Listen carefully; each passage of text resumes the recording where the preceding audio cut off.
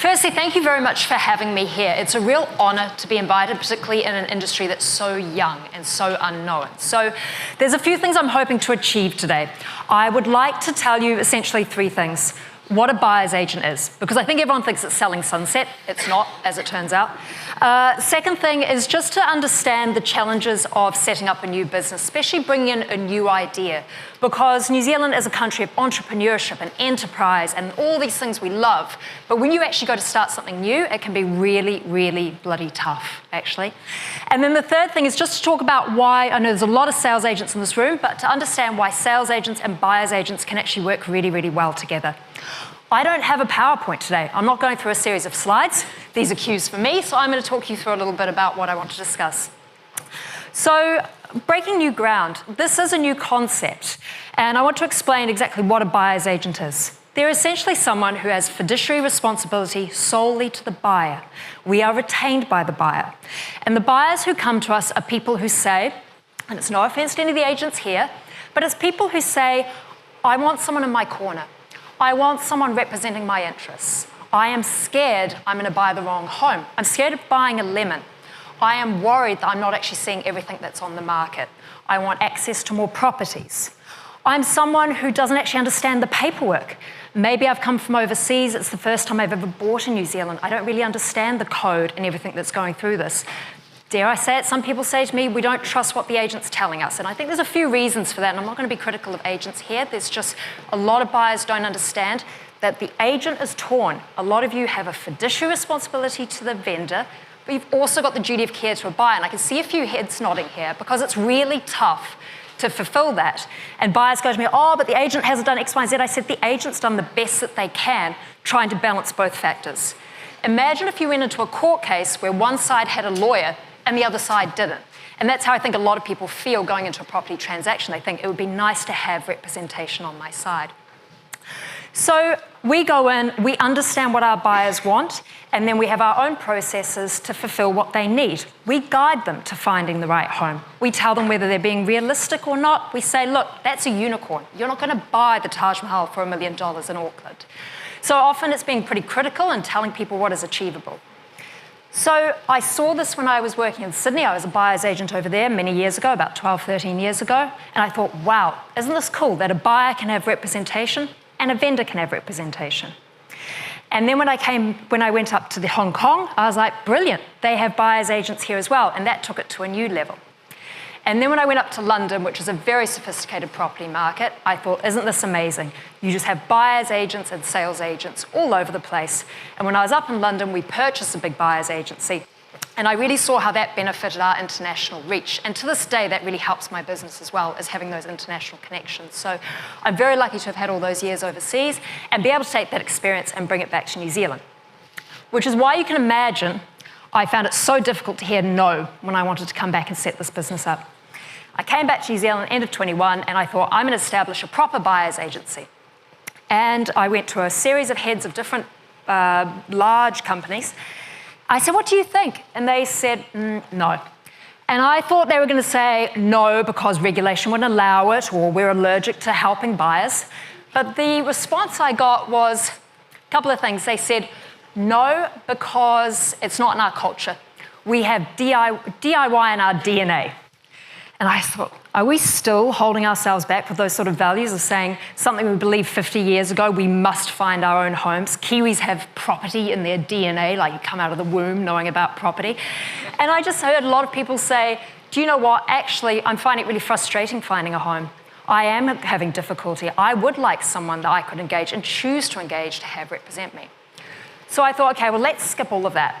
Then the other no I got was, it's going to be expensive and hard. And it was. I had to pay for everything from the start. I had to get my own agency agreement written up. I had to go through the real estate authority, and that had a few calls down to Wellington, which weren't fun. I had to get compliance and get my own lawyers in to write some fairly expensive contracts to support me. And then I essentially had to start creating a market as well. The other no I received, I even got down to like I had to get my insurance through London. Like everything was a challenge, and all along the way people said no, won't work, can't do it, don't bother. A number of these people said to me, why don't you just come and be a sales agent? And I said, no, I really, really believe and I really passionately want this to be the way forward and I want people to have the choice. The other no I received was just people who said, we actually don't want to change the mold. It's not what we do, it's what we're used to actually controlling that conversation with the buyer and the seller. And then the very last no I got was people who said to me, oh, other people have tried to do that and it's failed, which is incorrect. There are actually buyer's agents out there. There's another one in this room. Joe Eddington's here as well. And there are people who are out there saying, do you know what? We want to be able to represent buyers. It's different to selling. You are trying to get more properties for a client, you're giving them more choice, but you go into very, very thorough due diligence. You go down, you really look at what's happening across the entire area. You look at not just the home, but what's happening in the community as well, and understanding, is this the right property for the client? I remember we were buying a property through Diego, actually, and it was out in Riverhead. We were buying off market, and the local pub has a liquor license, and I thought for my buyer, that could end up being quite noisy. You go down to the pub at 10 o'clock at night, have a chat to them. How often are they having weddings there? Go speak to a couple of the neighbours, get to know the neighbours. What's it like? Great community, fantastic. So we go into a lot of level of detail. There's a lot of uncomfortable calls to Auckland Council. It is not as fun as selling in some ways because we're not marketing a property, we're getting into the detail of a home. So I had to get through all these no's, and then they said there's no other buyer's agents. And I had this vision of a cemetery of buyer's agents who have been and failed before, and I thought, oh God, that's going to be my future. I left London and set up a failed business. But the lovely thing was that I really understood the value of a buyer's agent, and I learnt that overseas. I saw the value in London and in Sydney and in Hong Kong, and obviously they're ripe up in the USA as well. And I thought, well, no, stuff it. I think I'm going to keep pushing and keep pushing and keep pushing. And I was really lucky that actually a lot of people had faith in me. One of the very first people I spoke to was a chap called Rob Tolp. He's an auctioneer here in this room today. And he said, you know what, go see Glenn Carpenter. Glenn Carpenter runs a very successful office of Ray White. And I went and saw Glenn, and he said, come in and meet all of my team. Come and present to them. And I started doing deals with them. And they started referring buyers back to us, especially his top agents said, do you know what, you really specialize in working with buyers. So I was really lucky. He had huge faith in me, and from there it built and grew. But what I really realized once I had this business going is that I need to have the best systems and the best processes. And I got these from overseas. I looked at what I'd learned in Sydney and what I'd learned in London and in Hong Kong, and I thought, I'm going to build this up to be the absolute best buyer's agency I can. And it's expensive, and it's hard work. To get the best website, I had to send it offshore and have it built and coded up in Spain. I had to build everything from scratch. I built a manual of how to be a top buyer's agent. But it helped me in the long run because it meant that when I wanted to grow the business, I had everything in place. So I managed to push through the no's. I got the business up and running. And then I started to think, okay, I really need to focus on those partnerships. And I've been very lucky, again, that those partnerships I have overseas are some of the ones that have helped to push the business here to New Zealand. So we have local clients, but we have a number of clients who are overseas as well and engage us to find homes for them. Those relationships are really important. I'm looking at Jonathan here. Jonathan works for Barfoot and Thompson St Heliers. He contacts me when he's got a home coming up. He says, do you know what, you might have a buyer. Chances I do, which is great news. And so we actually have a really good relationship, and our business is one that we decided early on was going to be based purely on relationships and referrals and not clipping fees or anything else. So we don't do conjunctionals. We are retained by our buyer.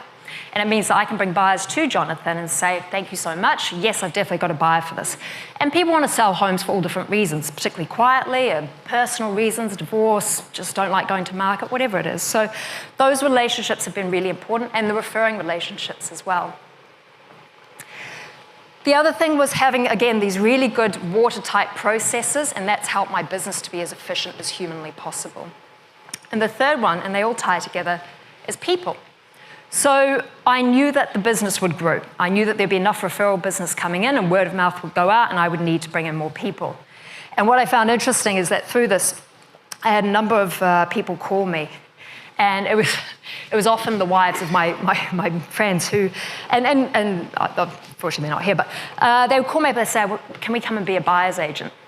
I said, oh, why would you like to be a buyer's agent? They say, well, it looks like a nice way to make money and have a part-time job, and we can go overseas, and you know, you can do this part-time. And I said, you can't. It is a full-time job. Just like the best sales agents in this room, You have to make it part of your entire life. You've got to work Monday to Sunday, you're always on call, and you have to work really, really, really hard. Because keep in mind also, we are taking on the fiduciary responsibility. So there's a huge amount of responsibility in that due diligence piece that the sales agent is not responsible for, because it is just a duty of care. So just take what you're doing and flip it the other way. And that's quite stressful for me, having to take on that level of responsibility and making sure we are always doing the right thing by our buyer. But that's also why they engage us. They want to know that when they've gone to buy a home, they bought the best possible home for the best price. So when I was looking to grow, and I thought, I want someone exceptionally good, I took all the people who got in touch with me. Some of them not even asked me. They just said, I'm coming to work with you. I said, oh, okay, good. No. So I was contacting a lady called Karen Atwood, who's come and joined me now, and she's in my team. And I had to pursue her. And I pursued her because I knew she had the right skill set. It wasn't about being a top sales agent. She worked for the integrity unit of New Zealand horse racing. I mean, she was finding horses on cocaine. This is the sort of woman who knows how to do her due diligence and get to the bottom of things. So I pursued her, and I almost lost her. She was almost going to move to Australia. I thought, there we go. There's the entire brain drain of everyone I want going off to Australia. But she really believed in what I was doing, and I felt really, really grateful for that. I try to tell her very often, I'm really grateful to have you on my team, and I am. So it was brilliant because I'd had all those processes in place and that Bible of how to be a buyer's agent. She hit the ground running, and I've been really lucky that she's been able to turn over deals and bring in clients and essentially start building her own business. So I think the biggest thing is coming back to understanding our value and stick to your lane. And what it is that when we set up the business, people said, well, are you going to sell property as well? I said, no, we're a buyer's agency. They said, what about property management? Because you get all these buyers and investors. I said, no, we're a buyer's agency. People go to me, can you just negotiate at the end? No, we're a buyer's agency. We find and negotiate properties for our clients because that is our core competency. That's what we're really good at doing. So I want to just very quickly wrap this up and explain why it's actually a really nice relationship between sales agents and buyer's agents, because when I started, like Glenn Carpenter, fantastic, we see the value. A couple of agents said no, don't like it, don't want to change the system. So I went out and explained to them, as I'm explaining to you today, it's literally a win-win. We have retained buyers. So these are committed, serious buyers. They're not coming to us and say, do you know what, I think I might wait 6 months. These are qualified buyers. We only work with a handful of clients at any one time, which means if we call you, or kindly Jonathan calls me, it means that those buyers have actually been really well qualified because we only work with a very small number and we go full on a search for those clients. We're also very much on top of the market. It's like a business-to-business transaction in that we will already know the market, we have the knowledge, so we're not going to stuff around your time bringing a client to a $3 million house when their budget is $2 million. No point wasting my time, wasting your time. So it should be a much more efficient system. And it's been really lovely for all the deals we've done so far. We've had really positive feedback from the real estate agents. And having them on our side has been absolutely fantastic. So I would say to anyone, if you are interested, please follow us on LinkedIn. We are posting a lot of content and stories about what we're seeing in the market, but also what we're seeing on the international buyers agency market as well. Thank you very much.